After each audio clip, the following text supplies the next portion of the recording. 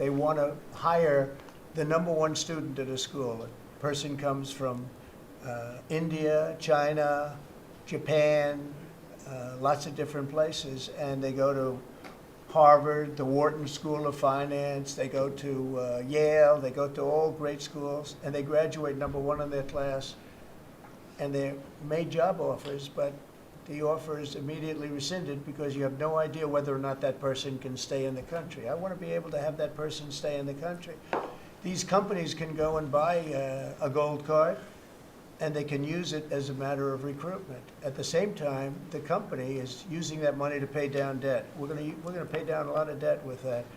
If we sell, just remember, 200,000. There's a line for EB5 of 250,000 right now. 200,000 of these gold green cards is $1 trillion to pay down our debt.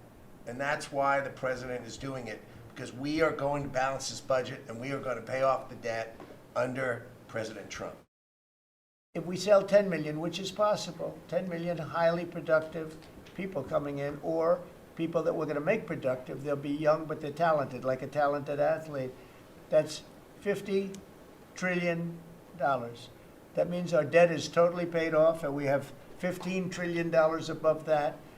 And now I don't know that we're going to sell that many. Maybe we won't sell many at all, but I think we're going to sell a lot, because I think there really is a thirst. No other country can do this because people don't want to go to other countries. They want to come here. Everybody wants to come here. $5 million is a hefty sum.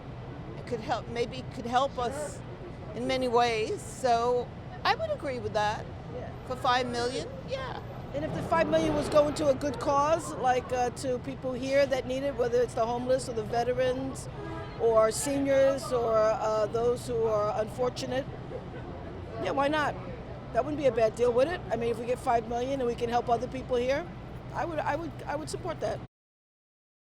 It's a little bit out of whack with the international market for citizenship by investment.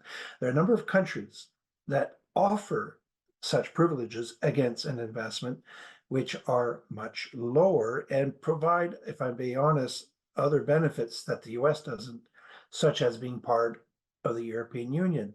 So when you're part of the European Union, a passport from one of the 27 nations allows you to live, work, and study in all 27 member states. So in the hierarchy of our business, Europe always has the highest value in terms of citizenship because it's really 27 nations. And then you have your US and your Canadas and Australias. But what I'm saying is that there's already a market for that. And Mr. Trump is, I believe, pricing it above the expectation of the market. Not to say that there won't be any takers, but there won't be many takers. Trump doesn't see the world as it really is. He thinks that United States is the center of everything, and everybody wants to come to the United States. But the Americans must know that in other countries we have more rights, we have more easier life than in the United States. That's something that that Trump wants the world to think that here is a paradise, and that's not. That's the thing. That I wouldn't pay so much money to be in the United States. I'm from Brazil. It's amazing life, and we doesn't have to work all the time, 24 hours a day, with no rights. If you're a billionaire from Beijing or a billionaire in Oman or Dubai, yeah, you may well aspire to become an American. Why wouldn't you? Some would say, but those assets to be subjected to American tax, while right now they are not, certainly not in Dubai with its zero, both corporate and personal income tax, that's a pretty hefty bill. You got to really want to be in America. If it's about the passport, most of them, when they reflect and they look at the market, they won't go for it. They could get a European passport for a fifth of the cost for a very quick process, certainly in Malta. And so I don't think there'll be that many takers. Buying and selling a lot of things does fit, this doesn't. And this is not a business. This is a country, and these are people's lives.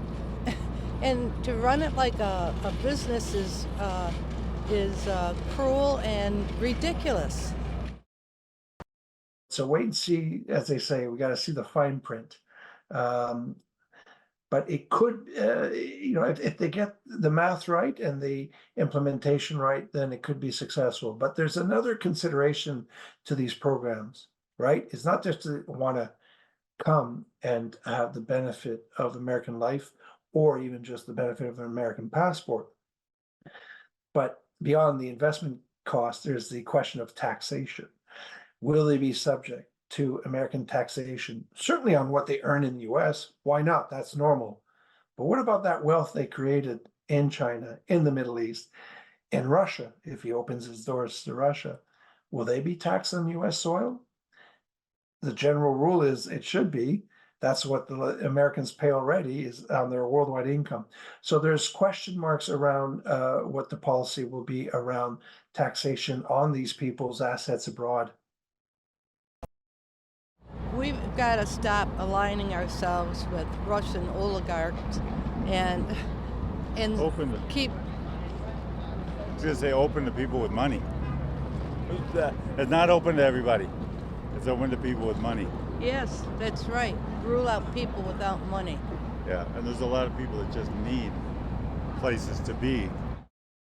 It breaks my heart for the people that are trying their best. They're doing exactly what the president has asked them to do, and maybe they've been doing it for 2, 3, 4, 5 years, and yet now people are going to skip the line.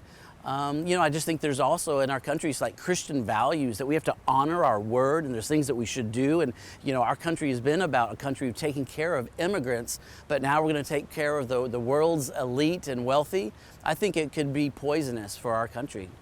It was a little bit odd, if you have $5 million to be able to be a permanent resident. But when you give it a thought, I'd rather have people that have money and bring money to the country and therefore produce something and give jobs to people than people that come here and ask for welfare. That's for sure. It sounds inherently discriminatory to me. I think America's strong with our diversity, right? And so anything that will attract people from all levels of society, we want affluent, but we want anyone too. The more diverse we are, the stronger we are. So I'm worried about the discriminatory side of a gold card that's only going to be bought in participation into our society. We should welcome everyone, even those who can't pay millions of dollars to participate.